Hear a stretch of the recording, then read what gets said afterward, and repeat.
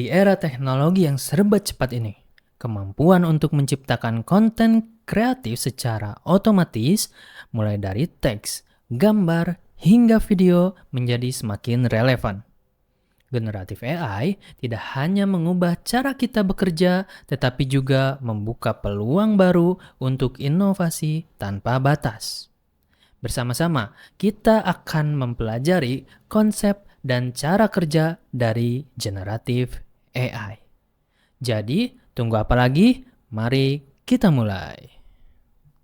Oke, untuk mengerti generatif AI, kita perlu membahas dulu tentang apa itu artificial intelligence, atau dalam bahasa Indonesia kepintaran buatan.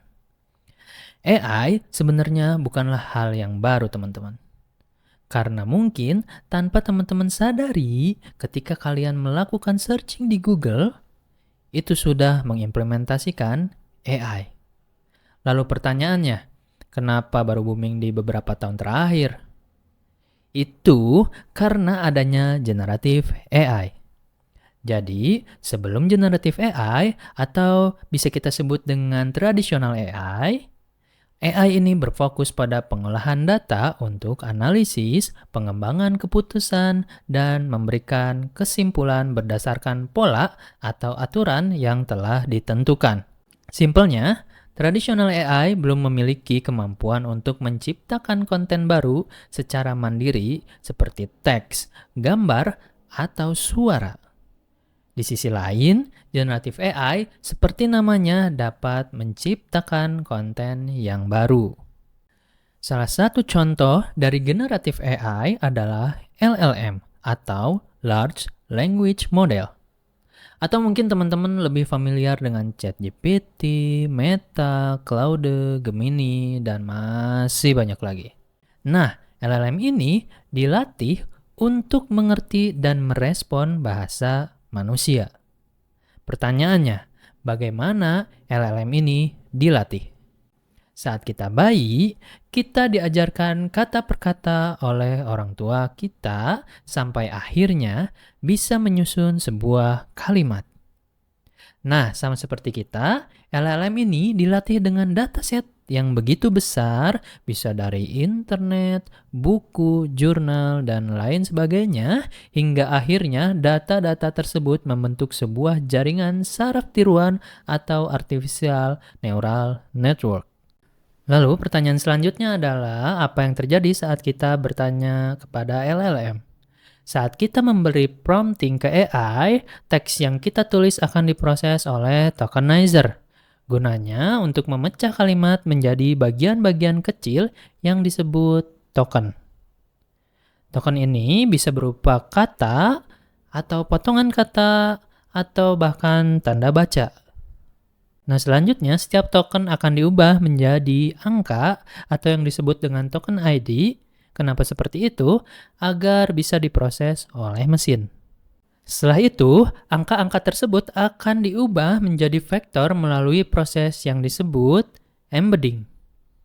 Nah, dengan vektor ini, AI kemudian memproses informasi menggunakan jaringan saraf buatan yang sudah dilatih sebelumnya. Di sini, AI memprediksi token berikutnya berdasarkan konteks yang ada. Misalkan saat kita mengetikkan dog, maka model akan menebak token berikutnya yang paling mungkin untuk muncul. Bisa itu is, bisa itu have, bisa itu can, atau bisa kata yang lain tergantung dari konteks. Proses prediksi ini dilakukan satu token demi satu token hingga menghasilkan keseluruhan respon yang lengkap.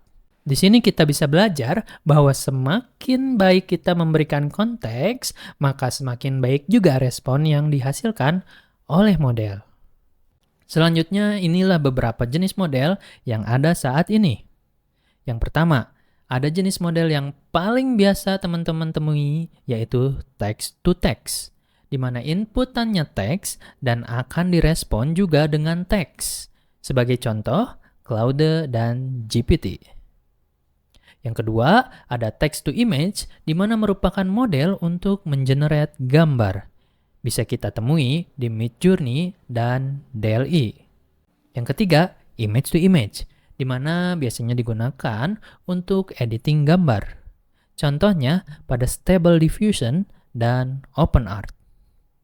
Yang keempat, ada image to text, di mana biasanya digunakan untuk mendeskripsikan sebuah gambar, di mana bisa kita temui di GPT dan Gemini. Selanjutnya ada speech to text, biasanya digunakan untuk mengenerate transcription, contohnya GPT dan Gemini. Yang keenam, speech to speech, di mana kita seperti mengobrol dengan AI, contohnya pada GPT dan Gemini. Yang ketujuh, text to audio, biasanya digunakan untuk dubbing. Ini bisa kita temui di Eleven Labs. Terakhir ada text to video, di mana kita bisa mengenerate video, contohnya pada Runway dan Sora. Di sini kalau teman-teman perhatikan terdapat beberapa model yang dapat menerima input dan output yang berbeda-beda. Nah, model ini disebut dengan multimodul. Sebelumnya, kita sudah membahas tentang tokenizer, di mana kata diberikan ID unik atau disebut juga token. Nah, kenapa kita perlu membahas tentang token? Pertama adalah karena model memiliki limit token. Ketika input kita melebihi token yang dapat diterima oleh model, maka pertanyaan kita akan terpotong, yang berarti respon yang dihasilkan tidak sempurna. Kedua, ada efisiensi dan kinerja. Semakin banyak inputan kita, maka semakin lambat juga model dapat memberikan respon.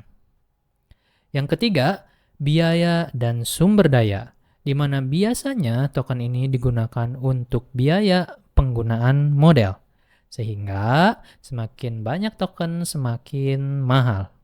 Terakhir, pengelolaan konteks. Relevansi kita mengobrol dengan LLM itu penting.